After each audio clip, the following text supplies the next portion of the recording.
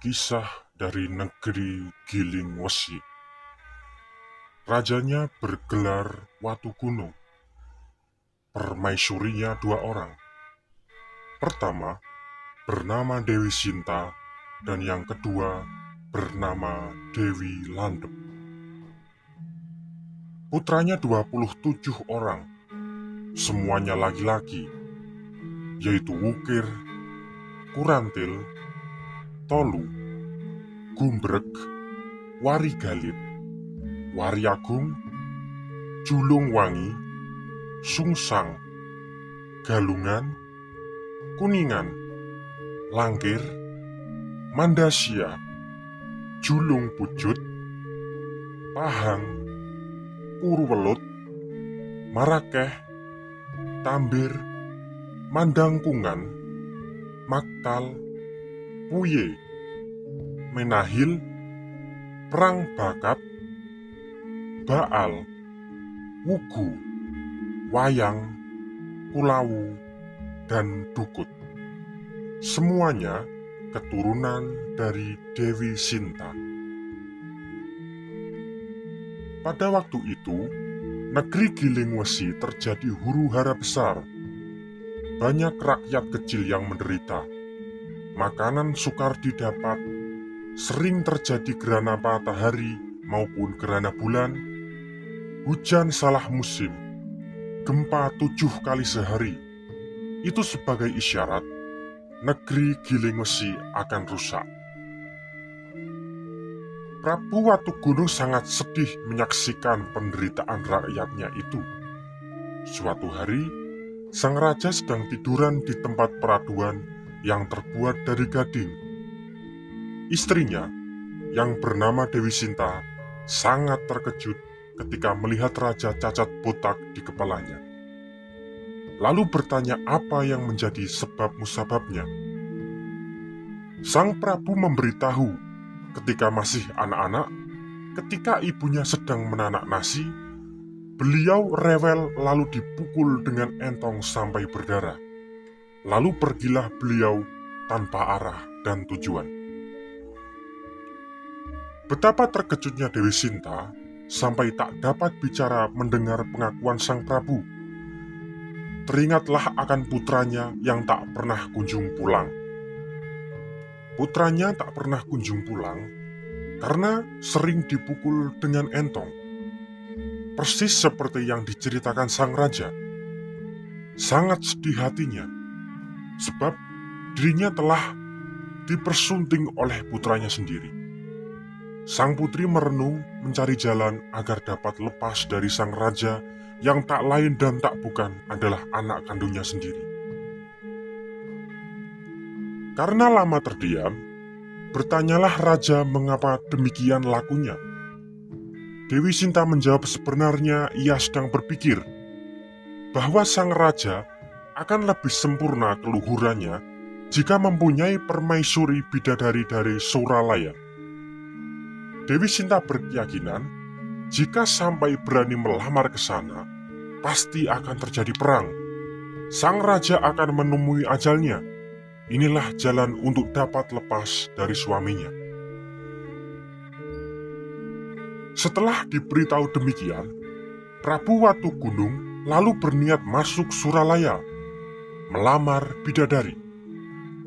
Ia segera menjatuhkan perintah kepada para punggawa serta kepada putranya yang berjumlah 27 tadi, memberangkatkan prajuritnya ke Suralaya. Setelah Batara Guru mendengar raja di Giling Wesi akan naik ke Suralaya, maka dipanggillah para dewa. Semua ditanya mau atau tidak menghadapi Prabu Watu Gunung. Semua menjawab takut. Lalu Sang Hyang Narada memberi saran kepada Batara Guru agar memanggil putranya Batara Wisnu. Bila mampu mengalahkan Raja Giling Wesi, akan diampuni dosa-dosanya. Sebab selain Batara Wisnu, rasa-rasanya tidak ada yang mampu melawan Prabu Watu Gunung. Batara Guru mengiyakan. Sang Hyang Narada lalu turun dari Suralaya akan mencari Batara Wisnu. Sang Hyang Narada dapat menemukan Batara Wisnu yang sedang bertapa di bawah 7 pohon beringin. Ia lalu menyampaikan perintah Batara Guru.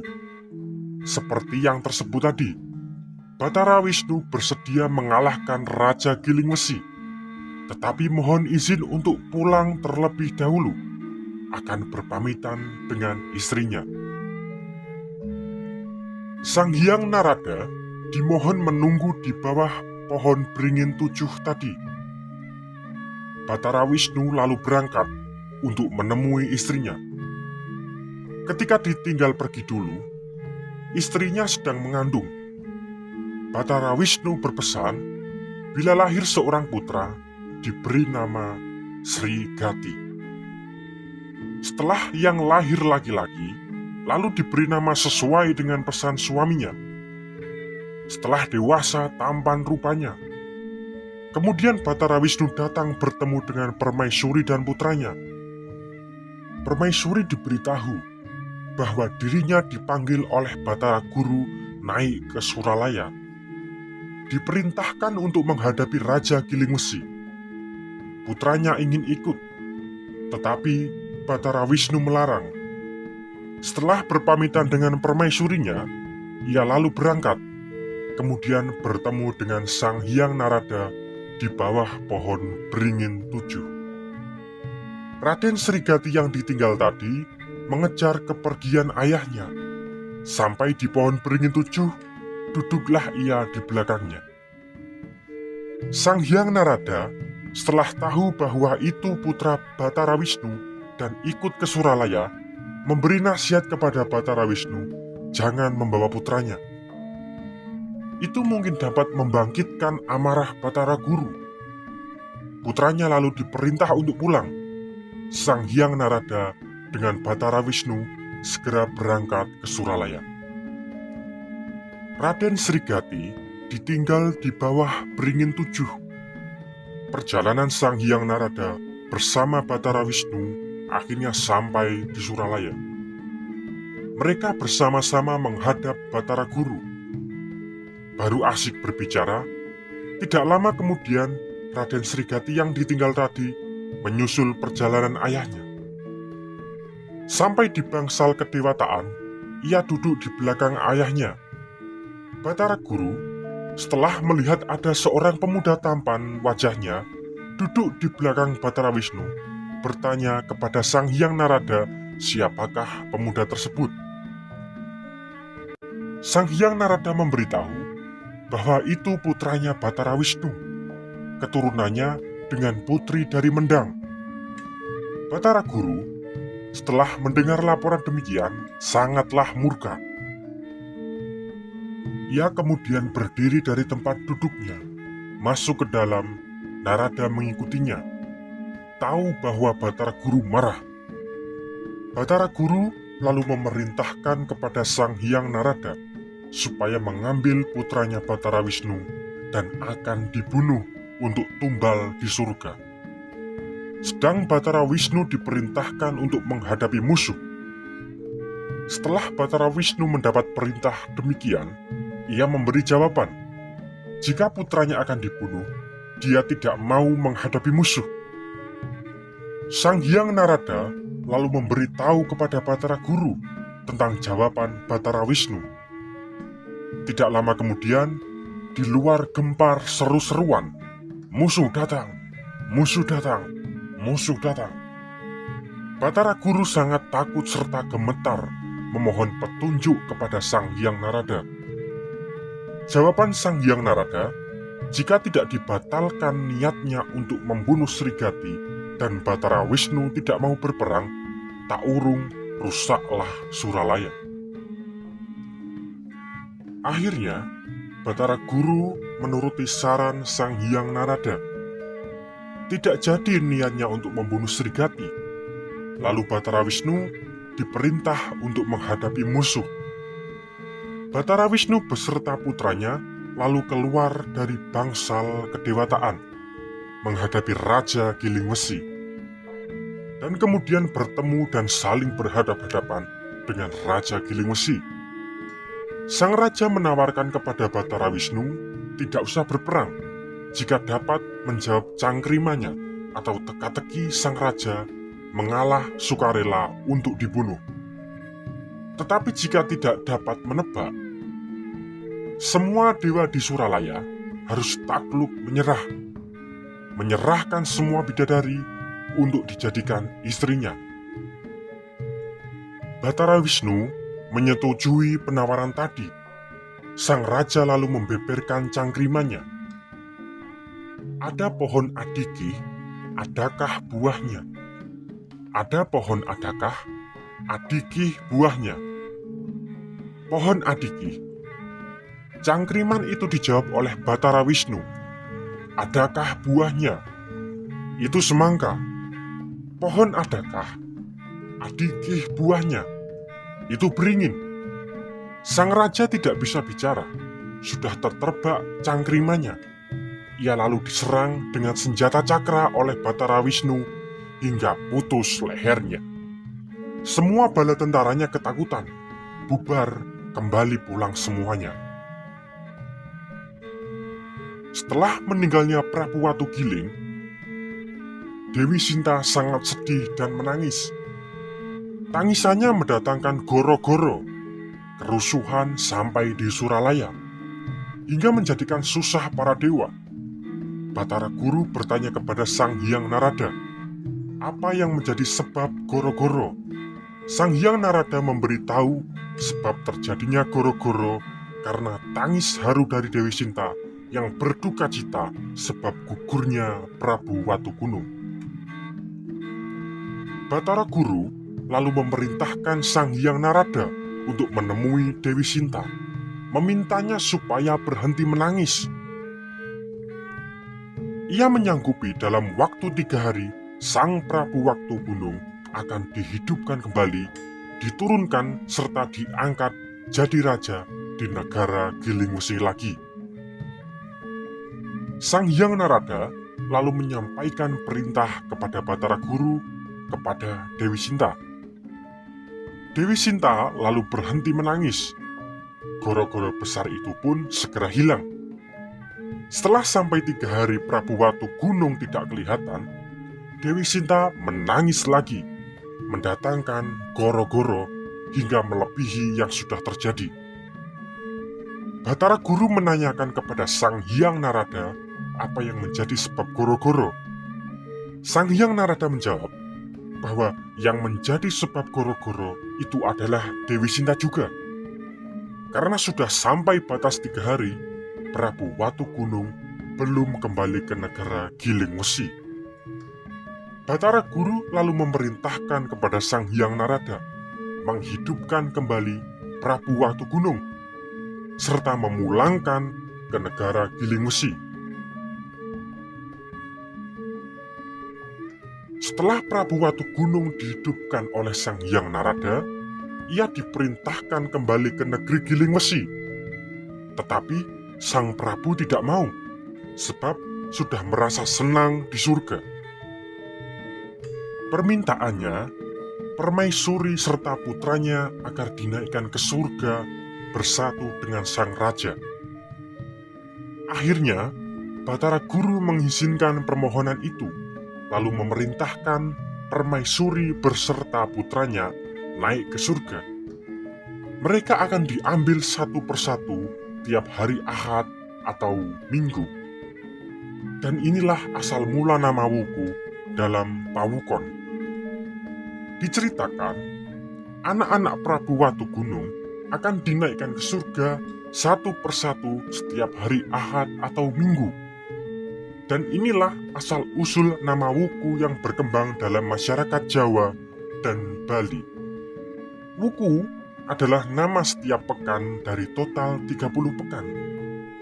Nama Wuku dimulai dari Sinta, Landep, Wukir, dan sampai yang paling terakhir adalah Wuku Watugunung. Wuku menjadi sangat penting dalam kehidupan masyarakat Jawa, mulai dari meramalkan sifat manusia berdasarkan kelahiran wukunya, dan juga membantu perhitungan primbon. Pembahasan wuku lebih mendalam akan diwedhar pada video selanjutnya. Dari permintaan Sang Hyang Narada kepada Batara Guru, Batara Wisnu diturunkan ke Marcapada menjadi raja para lelembut dan menguasai 8 tempat, yaitu di Gunung Merapi, Pamantingan, Kabareyan, Lodoyo, Kuwu, Wringin Pitu, Kayu Ladeyan, dan di Alas Roban. Batara Brahma diturunkan ke Marcapada dan menjadi raja di negara Giling Wesi, menggantikan Prabu Watugunung. Pulau Jawa sudah takluk. Lama-lama Batara Brahma punya anak putri bernama Brahmani. Dan Brahmani berputra Tritusta. Tritusta berputra Parikenan. Parikenan berputra Manumanasa. Manumanasa berputra Sakutrem.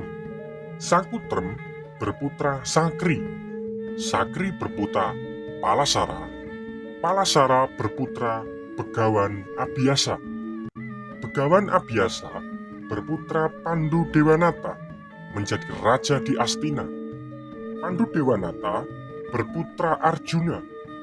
Arjuna berputra Abimanyu. Abimanyu meninggal di medan pertempuran, meninggalkan istri yang sedang hamil tua. Sang istri melahirkan seorang putra bernama Parikesit, menjadi raja di Astina pula. Prabu Parikesit berputra Yudayana. Yudayana berputra Gendrayana, dan Gendrayana berputra Jayabaya. Lalu musnah negaranya. Jayabaya di Kediri berputra Jayawijaya. Jayawijaya berputra Jayamisena.